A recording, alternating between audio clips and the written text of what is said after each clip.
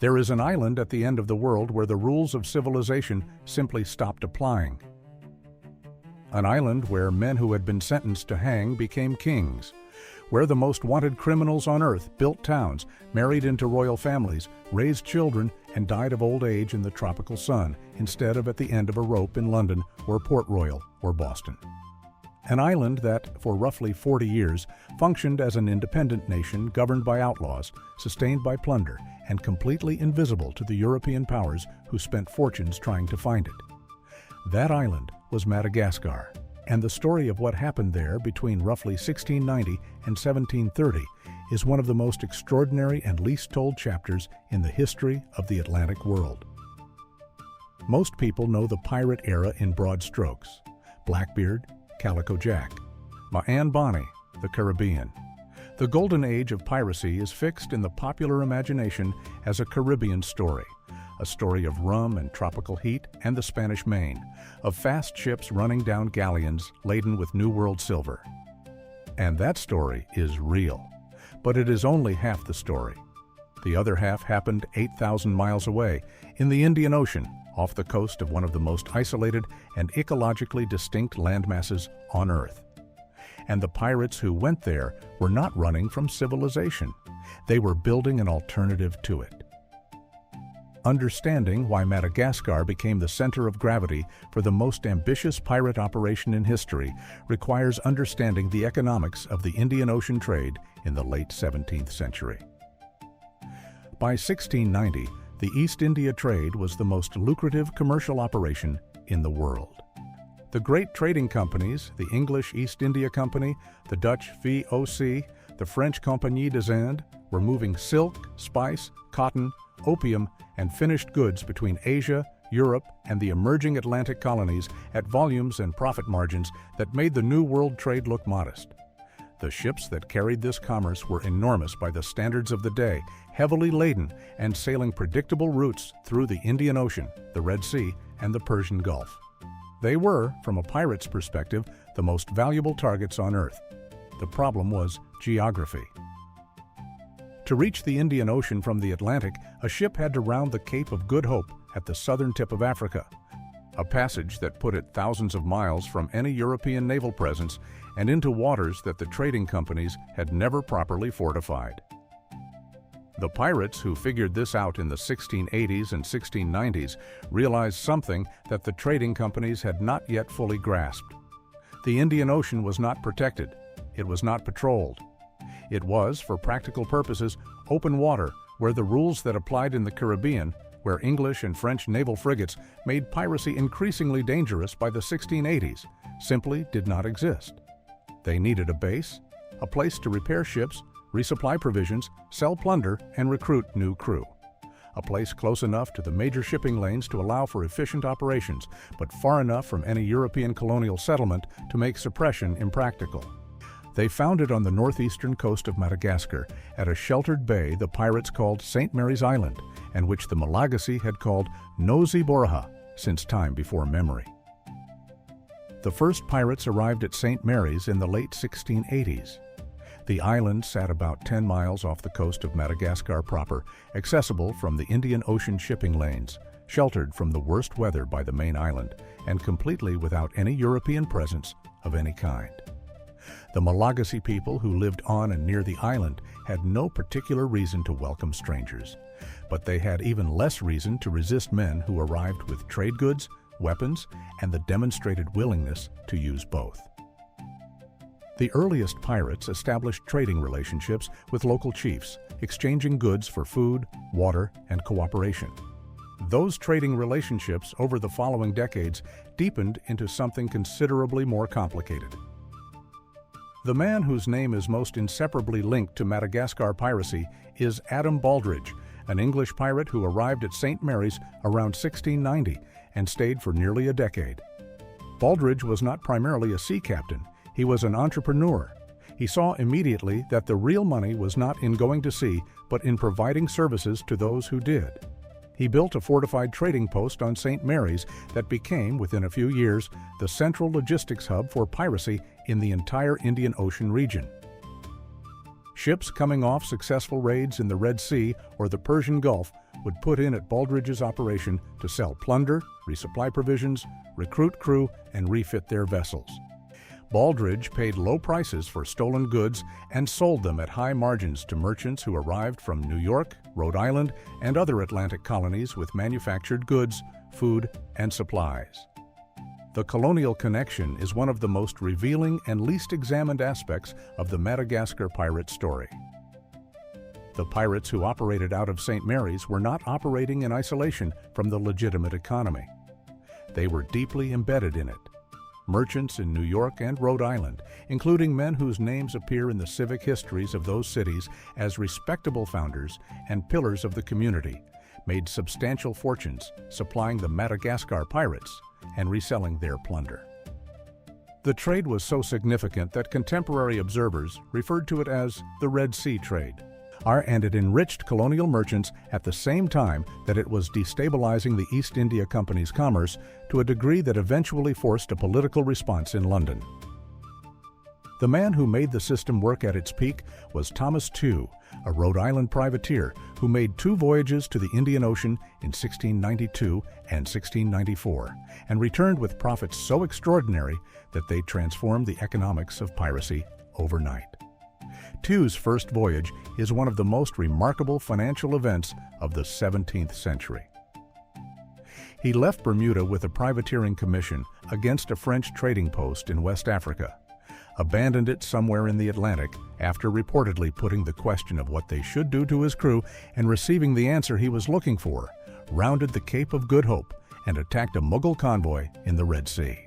The Mughal Empire at this point was one of the wealthiest political entities on Earth. Its merchant vessels crossing the Red Sea carried treasures that dwarfed anything available in the Caribbean. Tew's single attack reportedly netted a share for each crew member of approximately £3,000, at a time when a skilled English laborer might earn £15 a year.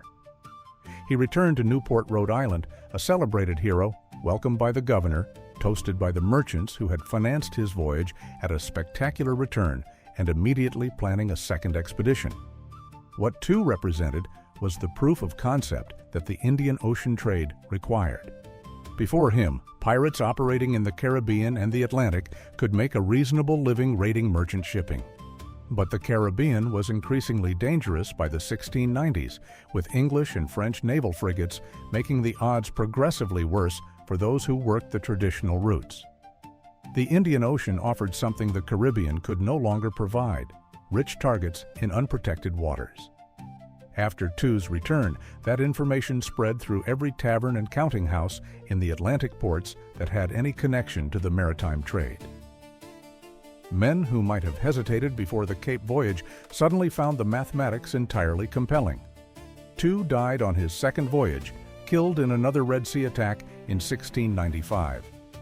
But the route he had established, what pirates called the Pirate Round from the Atlantic to Madagascar to the Red Sea and back, became the template for an entire generation of operators. The men who followed Tew in the late 1690s included some of the most successful pirates in history.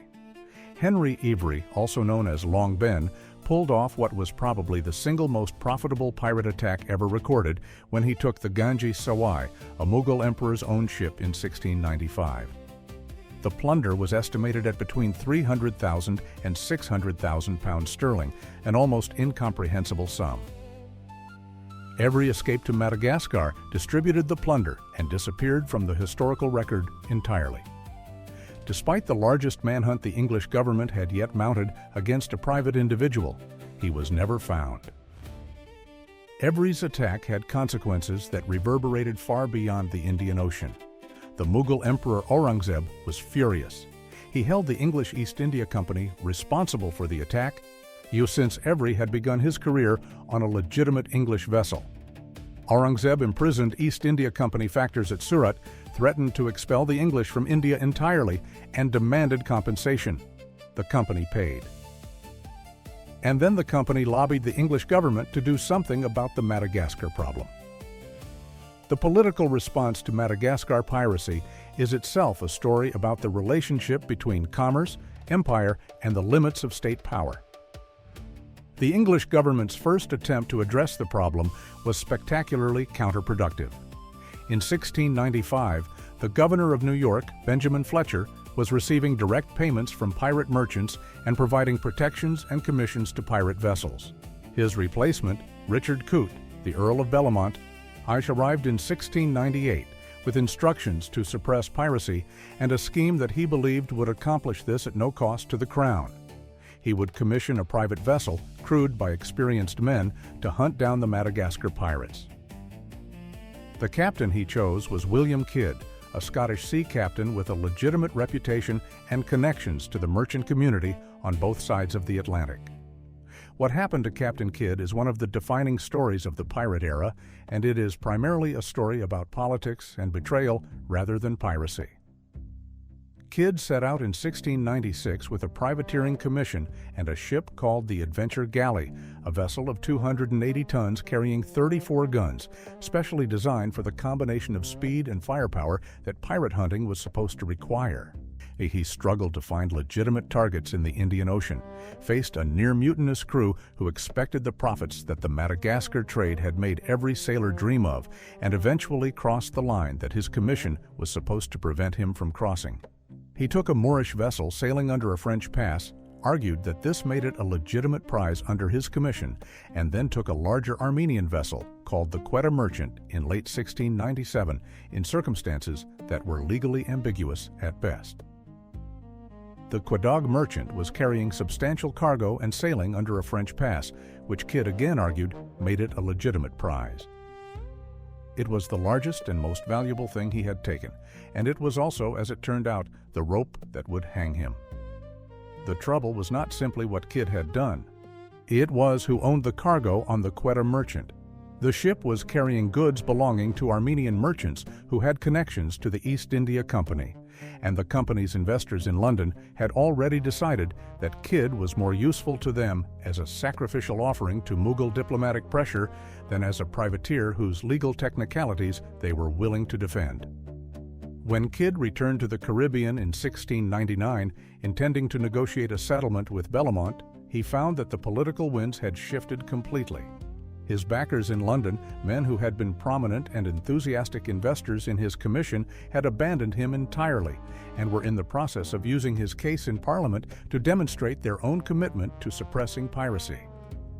Bellamont arrested him. He was shipped to England, or tried in a proceeding that was widely understood even at the time to be a political show trial designed to satisfy the East India Company and the Mughal court, and hanged at Execution Dock in London in 1701.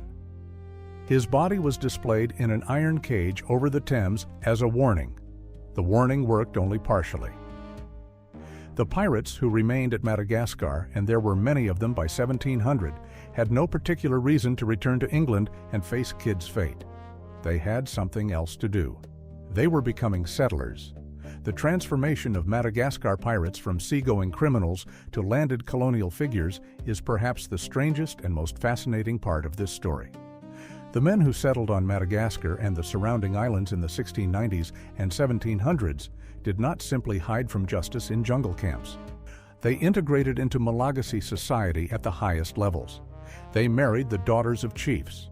Their children, who grew up speaking both the Malagasy language and English or French or Dutch, became figures of extraordinary power in the complex political landscape of Madagascar, which was at this time a continent-sized island divided among dozens of competing kingdoms and chieftainships.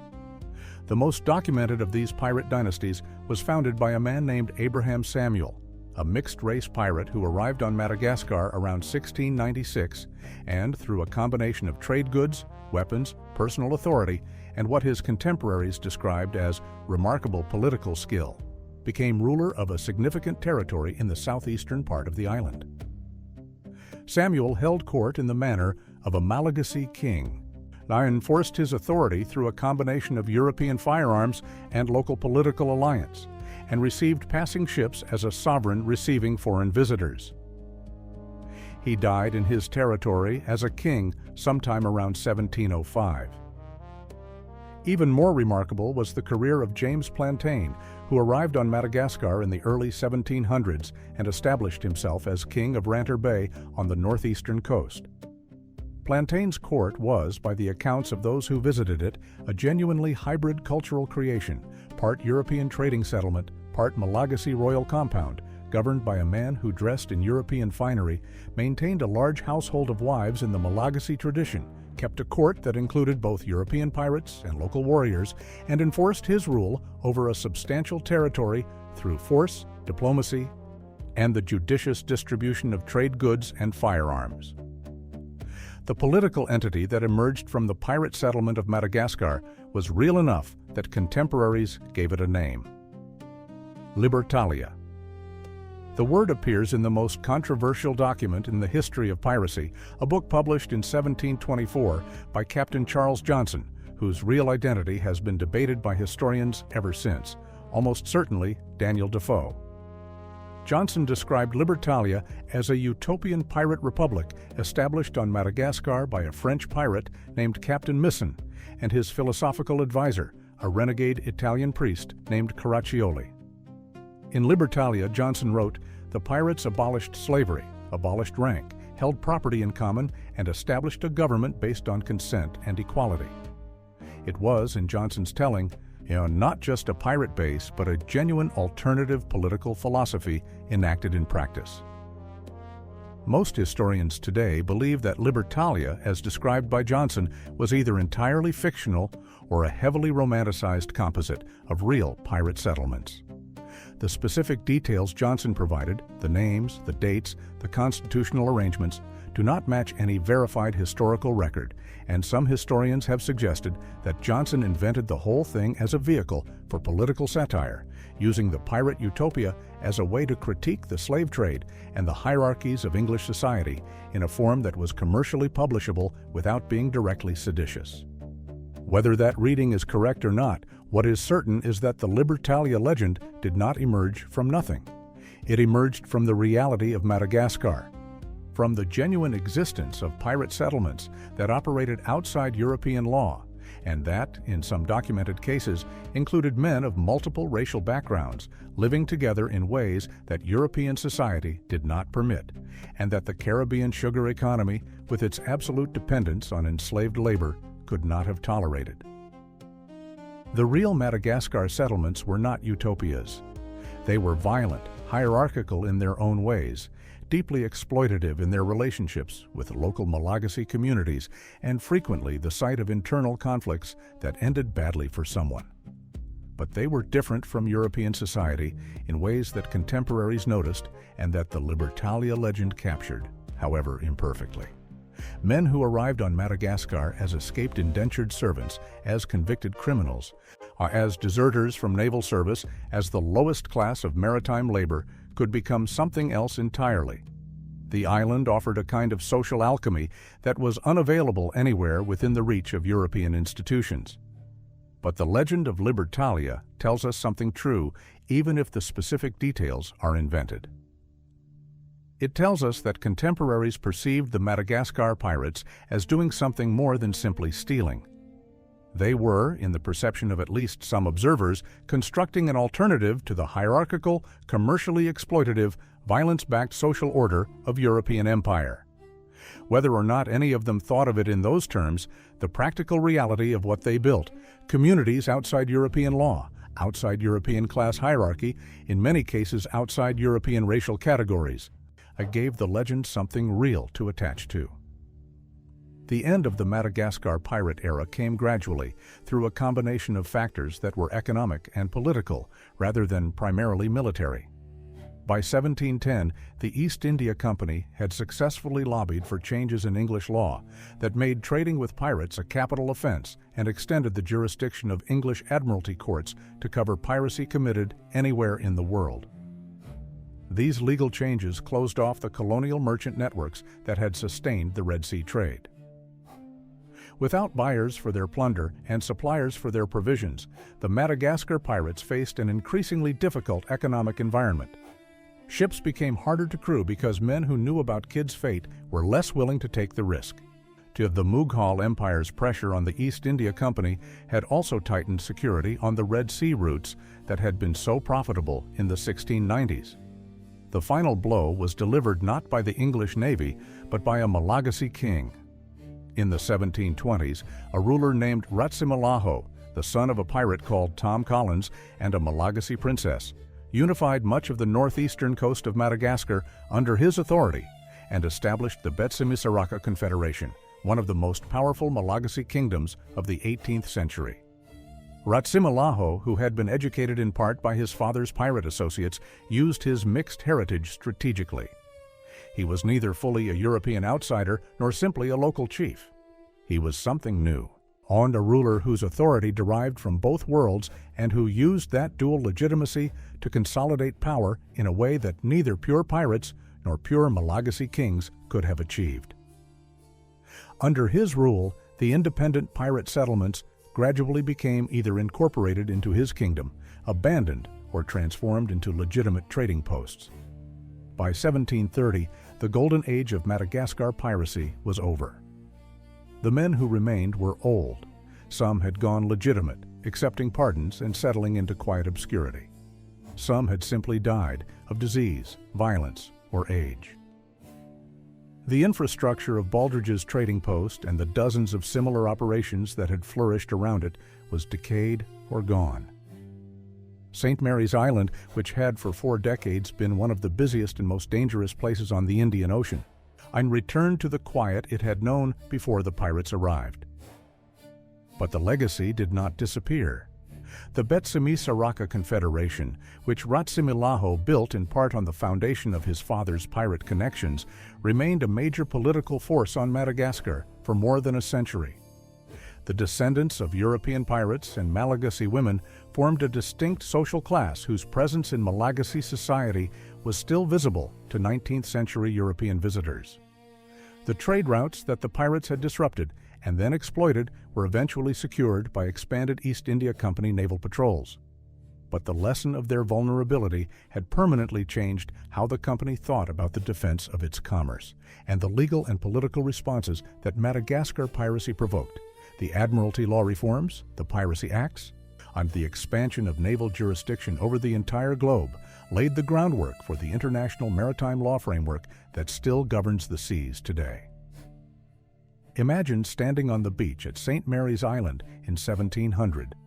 The bay is full of ships, more ships than any harbor in England would have held, each one stripped of any identifying flag, each one carrying men who had burned their lives behind them in one port or another of the Atlantic world, and come here to the edge of everything to make something new. The sound is extraordinary.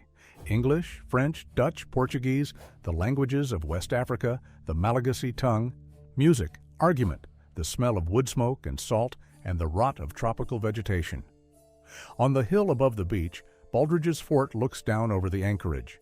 Inside it, men who would have been hanged in London or Amsterdam or Boston are drinking together and planning their next voyage to the Red Sea, where the richest ships in the world are waiting. It lasted 40 years. It was never properly defeated. It simply ran out of time and economics and men willing to make the voyage.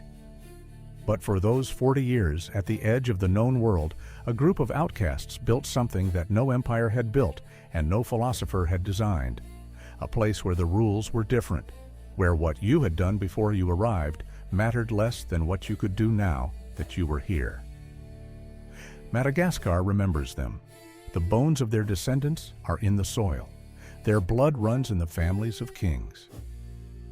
And the sea around the island still keeps their secrets, fathoms down, shimmering the wrecks of ships that carried plunder from the Red Sea and never made it home. If this history gave you a different picture of what the golden age of piracy actually was and where it actually happened, subscribe and hit the bell. We cover the forgotten chapters of maritime history every week. Leave a comment with which pirate you want us to cover next. The stories that got left out of the textbooks are always the most interesting ones.